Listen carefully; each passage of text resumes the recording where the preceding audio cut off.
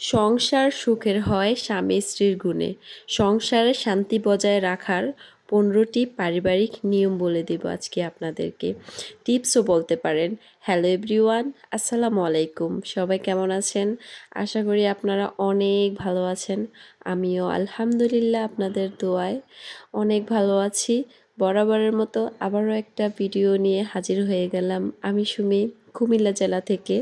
সংসার জীবনে সুখ দুঃখ এগুলো নিয়েই মানুষের সংসার। কেউই বলতে পারবে না যে আমি 12 মাসই দুঃখে থাকি, আবার কেউ বলতে পারবে না আমি 12 মাসই সুখে থাকি। যারা সুখে থাকার অভিনয় করে প্রকৃতপক্ষে তাদের ভিতরে ঢুকলে দেখা যায় যে তারা কতটা সুখী। সুখ দুঃখ মিলিয়ে সংসার জীবন। যারা একটু দুঃখে পড়লে বা হাজব্যান্ড ওয়াইফের ভিতরে একটু ঝামেলা হলেই বলেন যে না আমি ওর সাথে থাকতে পারবো না, আমার থাকা সম্ভব না, তাদের জন্য আজকের এই টিপসগুলো এগুলো মেনে চললে অবশ্যই আপনার সংসার জীবনে আপনি অনেক হ্যাপি থাকতে পারবেন। আর ছোট ছোট রাগারাগি খুনসুটি এগুলো থেকে মানুষের ভালোবাসা বাড়ে, হাজব্যান্ড ওয়াইফের সম্পর্ক আরও অনেক গভীর হয়, মধুর হয়।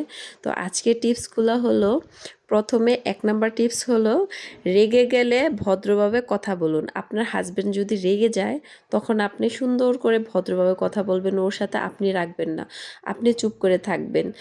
যখন ওর রাগ কমে যাবে, খেতে বসবে বা রাতে বেডে যাবে, একদম দেখবেন মুডটা ওর খুবই ভালো, তখন আপনি ওর সাথে আপনার সাথে মানে রেগে গিয়ে ব্যবহারটা কীরকম করেছে ওইটা তাকে আপনি বলবেন, আর আপনি ইচ্ছা মতো ধোলাই করতে পারবেন, তখন আর আপনার সাথে রিপিট রাগ হবে না। এটা হচ্ছে 1 নাম্বার টিপস। 2 নাম্বার টিপস হচ্ছে হাজবেন্ড যদি বোঝার জন্য কিছু বলে মনোযোগ দিয়ে শুনবেন, সাথে সাথে পাল্টা জবাব দেবেন না। আপনি সাথে সাথে মুখে মুখে তর্ক করলে এটা মানে ভালো কথা থেকেও ঝগড়া হয়ে যায়, রাগারাগি হয়ে যায়। তাহলে মনোযোগ দিয়ে আগে শুনবেন। 3 নাম্বার টিপস হচ্ছে চিৎকার না করে নরম গলায় কথা বলবেন। এটা হাজবেন্ড হোক বা ওয়াইফ হোক, দুজনে দুজনের সাথে চেঁচামেচি করে কাউকে কখনো কোনো কথা শোনানো যায় না, বলাও যায় না। একদম নরম গলায় সুন্দরভাবে যদি কাউকে বুঝিয়ে কিছু বলা যায় তাহলে আমি মনে করি ওই জায়গাটার মধ্যে আপনি সব কিছু হাসিল করতে পারবেন। নাম্বার টিপস হচ্ছে হাজবেন্ড ওয়াইফের ভিতরে যাই হয়ে যাক না কেন এটা নিজেদের ভিতরে রেখে সলভ করার চেষ্টা করবেন। একটা কথা মাথায় রাখবেন, কখনোই তৃতীয় ব্যক্তি আপনাদের সমস্যার সমাধান করে দিতে পারবে না। আপনার সংসার, দায়িত্ব আপনার, কর্তব্য আপনার, সমাধান করার দায়িত্ব আপনারই। তৃতীয় ব্যক্তি ঢুকলে এটা আরও গাঢ় হয়, কখনোই এটা ভালো হয় না। নাম্বার টিপস হচ্ছে হাজব্যান্ড ছোট ছোট খুনসুটি করলে বা ওয়াইফ ছোট ছোট জিনিসগুলাতে ধন্যবাদ, সরি এগুলা বলার চেষ্টা করবেন।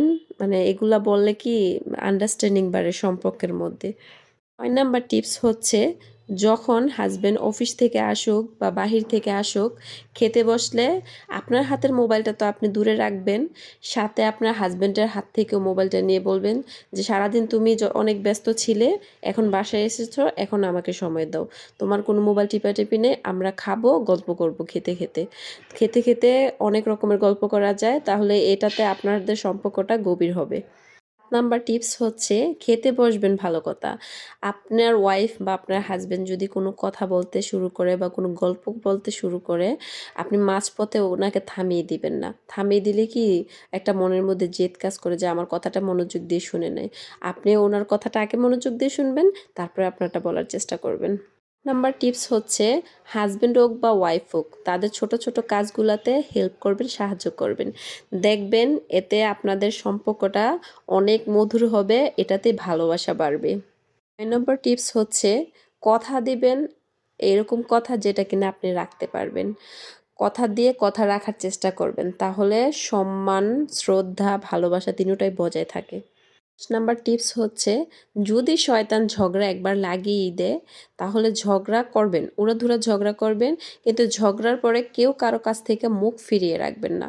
ঝগড়ার সময় ঝগড়া, তারপরে দুজন দুজনকে সরি বলে বা একজন একটু ব্যয় দিলে পরে দেখবেন যে যে সময়টা ঝগড়া লাগছেন না, পরে এই সময়গুলো মনে করে দুজনেই হাসবেন। তো ঝগড়ার পরে সরি বলে ছোটোখাটো ঝগড়াগুলো নিজেদের ভিতরে মিটিয়ে নেওয়াটাই হচ্ছে বুদ্ধিমানের কাজ, সেটা হাজব্যান্ড হোক বা ওয়াইফ হোক।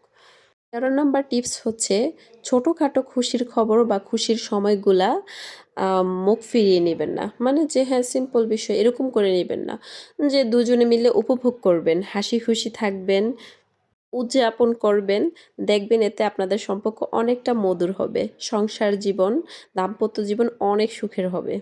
11 নম্বর টিপস হলো আপনার হাসব্যান্ড বা ওয়াইফের পুরনো ভুলগুলা ঘাঁটবেন না।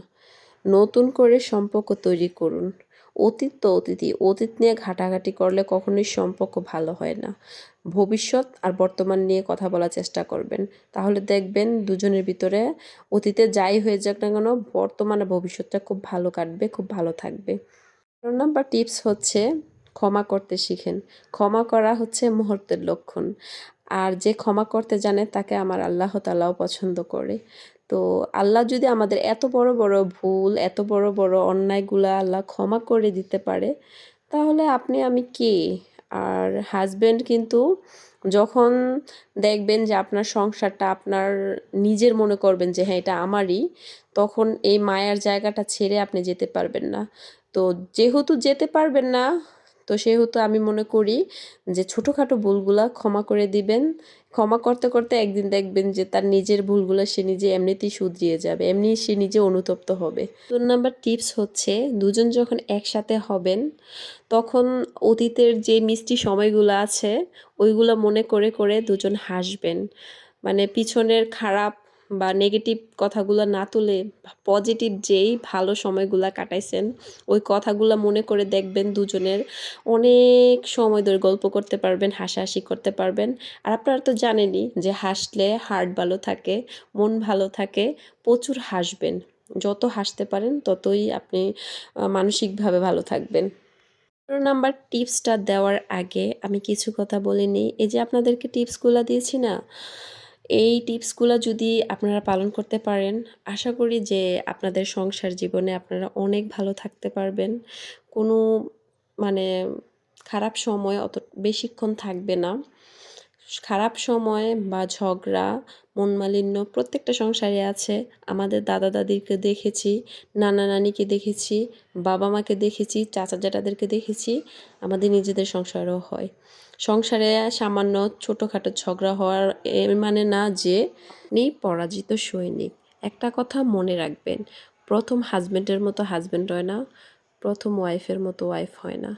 যারাই ডিভোর্স দিয়ে ২য় সংসার পাচ্ছে, হ্যাঁ, এরকম লাখে একজন হয়তোবা ভালো আছে বা ১০০ র মধ্যে 99% মানুষই ভালো নেই।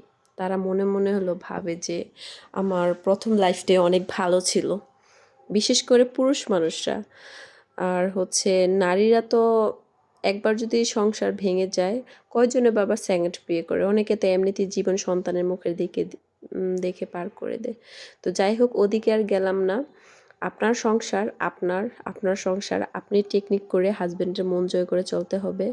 পুরুষ মানুষ হচ্ছে বোকার রাজ্য আমি যেটা মনে করি। তাদেরকে পটানোটা কোনো ব্যাপার না।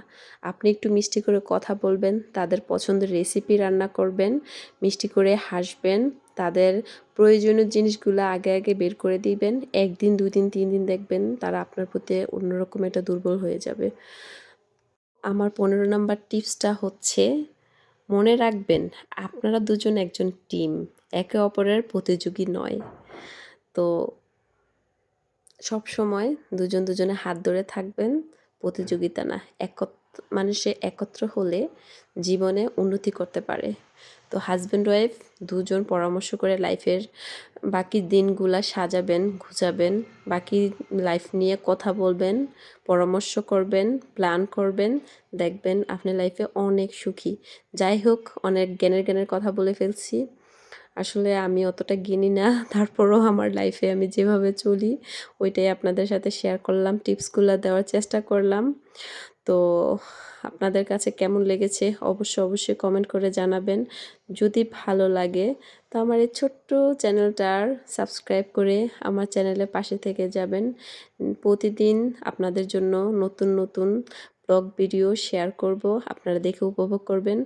অবশ্যই আশা করি ভালো লাগবে। আমি আপ্রাণ চেষ্টা করি আপনাদেরকে সুন্দর, সুন্দর ভিডিও আপনাদের মাঝে শেয়ার করার জন্য। আমি কি করি, কিভাবে চলি, আমার সংসার জীবনে আমার সব কিছু মানে প্রতিদিনের লাইফস্টাইল সব কিছু আপনাদের সাথে শেয়ার করতে চেষ্টা করি। বাট ওইরকমভাবে পারি না হয়তোবা জানি। যাই হোক রান্না করলাম, সন্ধ্যা নাস্তা-টাস্তা খেলাম। এখন ছেলেকে পড়তে বসিয়ে দিয়েছি। অনেক ব্যস্ত মানুষ। তো কথা বলতে বলতে আমি ভিডিওর একেবারেই শেষ প্রান্তে চলে এসেছি। মাশাআল্লাহ আমার ছেলে কি সুন্দর করে পড়তেছে। সবাই মাশাআল্লাহ বলে যাবেন। আজকে এই পর্যন্তই। আল্লাহ হাফেজ।